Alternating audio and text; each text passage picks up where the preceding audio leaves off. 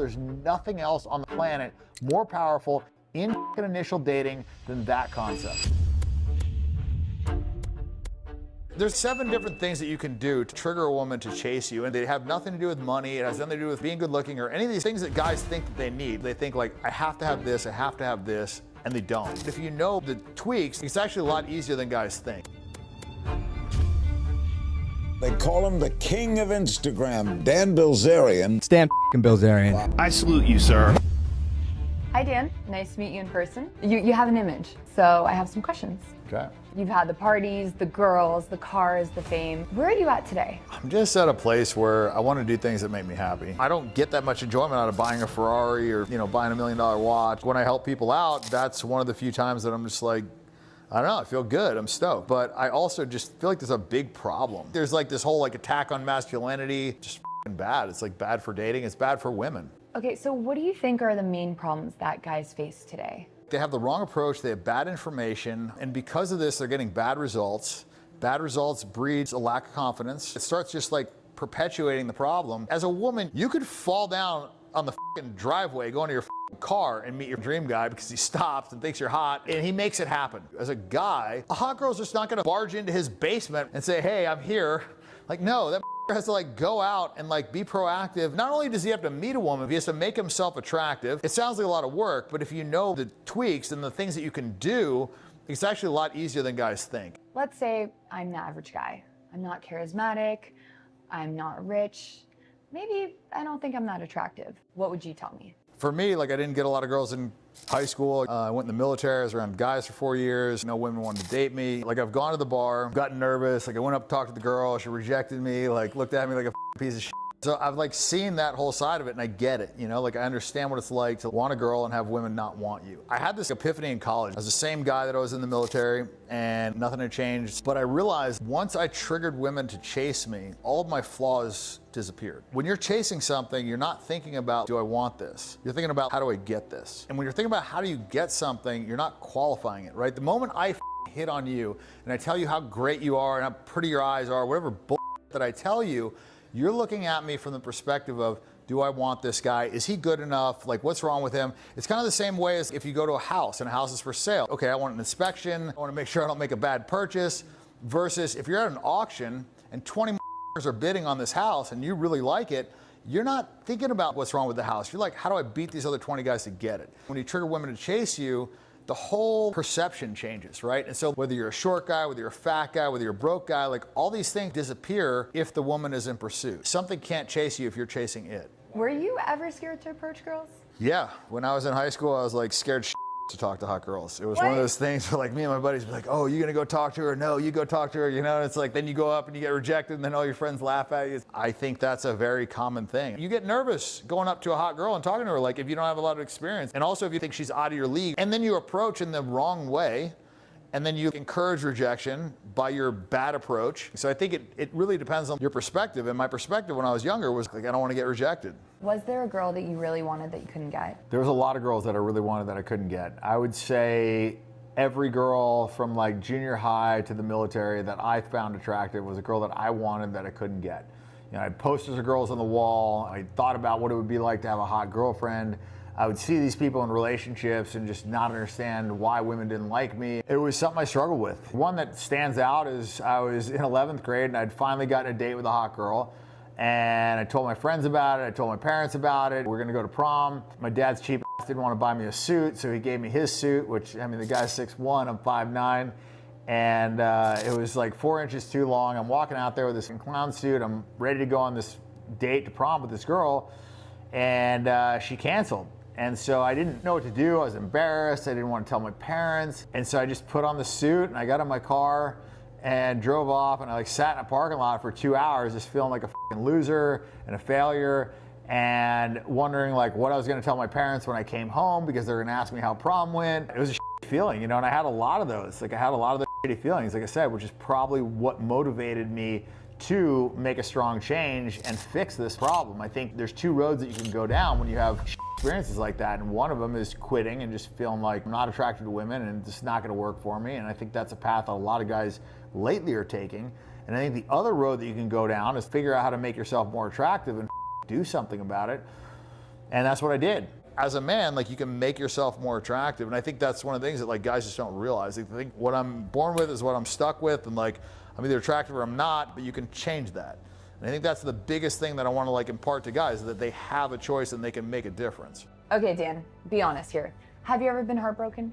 Yeah, I had this girlfriend that I was fully in love. She was super smart. She was interesting. She was intelligent. All of like the really important shit, you know? And so I really wanted to make it work, and it didn't work. Yeah, that messed me up. And I see guys go through heartbreaks, and when they don't have options and when they just stew on it, it's like I've seen guys like borderline suicide all over it. So it's definitely something that I think guys struggle with, and the less options they have and the more they feel like I'm never gonna meet another girl, the more depressing it is. He feels like there's nobody else on earth that might like him, and this was the only one. That's like a really tough pill to swallow. Was there a moment where you realized that there's a better way to approach dating?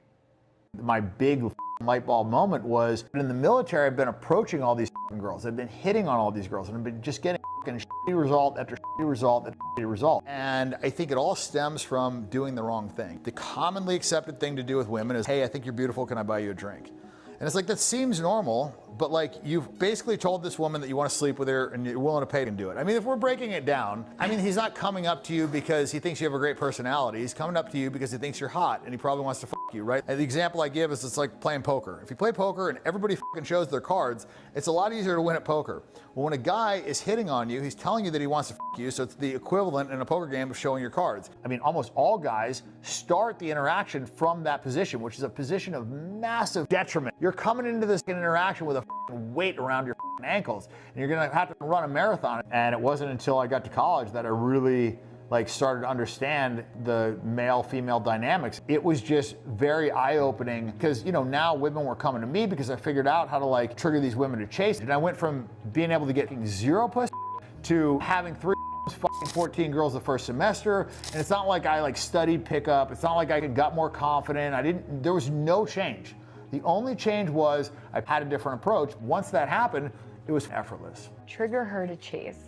What does that mean exactly? There's 7 different things that you can do to like trigger a woman to chase you, and they have nothing to do with money. It has nothing to do with being good looking or any of these things that guys think that they need. Because when you're chasing her, she's looking at you with this magnifying glass, focusing on your flaws, focusing on the reasons why you may not be good enough. Because like, when you can get something, what's the natural next reaction is like, do I want it? I know I can get it. Now, do I want to have it? It's human nature, right? There are subtle ways that you can do it. Like, for instance, Neil Strauss. He was on a TV show with Jessica Alba. He asked her, other than your looks, what's good about you? So if you're beautiful, so what? You got lucky in the gene pool, right? So if I was to ask you to name 3 things about yourself that would make me want to get to know you better, and none of them can be about your looks or what you do, what would they be? I'm loyal, right, reliable, right, and hardworking. That's awesome. Guys are always trying to sell themselves to women. Instead, you kind of got to flip the script, make someone start selling themselves to you. By just asking that one question, now all of a sudden he's taken away her strongest trait, her good looks, which has gotten her everywhere in life. He's also framed it to where she's trying to sell herself. And when you're trying to sell yourself to somebody, you're not thinking about, do I like this guy? You're trying to convince this guy to like you. It just changes the game. It just changes the entire psychology of it. And it's a very big difference. Small things will create a very different dynamic. Making a girl chase you and keeping her chasing you is so fucking powerful. There's nothing else on the planet more powerful fucking initial dating than that concept. How does that work? Okay, so one of the ways to trigger a woman to chase you is to elicit curiosity. And like I said, I think that's one of the mistakes that guys make, is they overassure girls, they take the mystery out of it, they take the curiosity out of it. And look, women like the curiosity. That's why they read these romance books that have all these crazy twists and turns, and people like to wonder. And so the more she wonders about you, the more she's gonna be attracted to you. An example I would give is they click over on a phone call and they want to tell the girl, hey, I was talking to my mother, or that was an important business call or whatever, and they're overassuring the girl. They're letting the girl know that they don't have other options. And I think you should be doing the exact opposite. Make her ask you, make her wonder who you're on that call with, as opposed to telling her, hey, that was my brother, or that was my mom, I have to take this call. But when you do that, all the mystery goes away. She's not thinking about you. And the goal is to make the girl think about you when you're not there. So if she's thinking about you, you've won. Because now you're in her head, and the more you're in her head, the more invested she is. And the more invested she is, the more she's gonna convince herself that she likes you. What would you tell the guys that say, I don't want to change for a woman, I just want to be myself, I want her to like me for me? I mean, you could be yourself and show up in Walmart clothes, or you could show up in an Armani suit. You're still yourself. It's just how you present. A lot of guys aren't really themselves when they become overly nice because they want a girl that to them, because like they're not really that nice to everybody they interact with. They're just that nice to that girl that they want to right? So is that really like who they are, or is that who they're being so they can this girl? Like, my thing is, you're just gonna make a better choice when you choose from a bigger pool. Like, if you go to a car lot and there's 3 cars there, you're probably not gonna be as happy with the car that you choose if you go to a lot that has 1,000 cars, right? So like, get the options, make as many women as possible attracted to you, make as many women as possible chase you, and then choose what is compatible with you, what's gonna make you happy, what you want. Okay, so let's say I'm a guy who gets really nervous around good-looking girls, and I'm not charismatic, and I tend to overthink. What advice would you give me? Understand, the attraction triggers, understand how to make yourself more attractive, understand how to trigger a girl to chase you. It changes everything. I know for a fact this works, because I've seen it work with my own 2 eyes, and I've seen it work on myself before I was famous, before I was rich, and I've coached 1,000 guys. I had one guy that made small tweaks on his Instagram, and in 1 week, he had 9 girls DM him. So it's like, I've seen it. I don't think it works. I know for a fact that it works. So you said you started mentoring guys. How does that work? I just break down stuff from their social media to their approach to just all the different things. And it's like, there's a lot of things that I've had a lot of experience on, and I can save them a lot of heartache and headache. Okay, so why are you doing this? I got to a point where I felt like I'd done everything, and the pleasure-seeking stuff wasn't really giving me the spike that it used to. And I also like a challenge. And initially, a ton of girls was a challenge. It was very hard for me in the beginning, but eventually it became so easy. I was girls without talking to them. I like a challenge, and I like to help people out. And so I feel like this is just a natural next step. Like, I dedicated a lot of my life to chasing women and doing that from a place of like getting 0 to, getting all of it.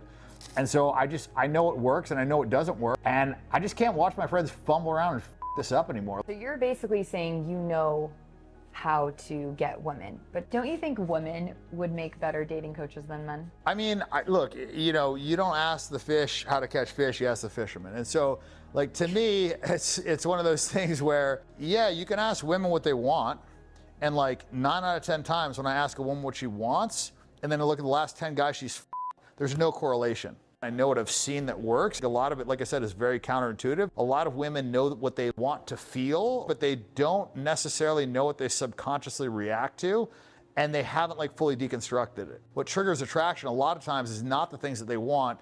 And like jealousy, for instance, like no woman would say like, oh, I want a guy to make me feel jealous, but they would respond positively to that. Like every woman would respond positively to knowing that a guy has other options. I'm one of the few guys that has actually gone out and done this with a huge sample size of women that I knew that wanted to sleep with me, that I screwed it up with, and I could compare that to a massive sample size of girls that wanted to sleep with me that I had success with, right? And so I think that gave me a very strategic advantage to start deconstructing what works and what doesn't work in a space where like everybody else just has theory. Why do you think some guys feel weird about getting like dating advice, getting mentored in this field? It's a good question. I think it's probably ego, and it's weird because like guys will get coaching on boxing to badminton to chess. Like they'll get coaching on anything other than like the most important decision they make their entire life, which is who they choose as a partner. What's more important than that?